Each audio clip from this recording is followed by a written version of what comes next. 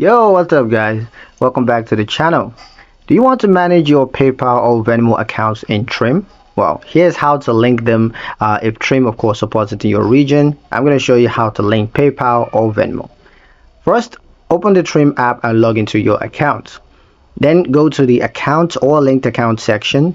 There you're going to tap add account or link account. In the search bar, you're going to type PayPal or Venmo. Then you're going to select the service that you want to link. You're going to be redirected to a secure login page.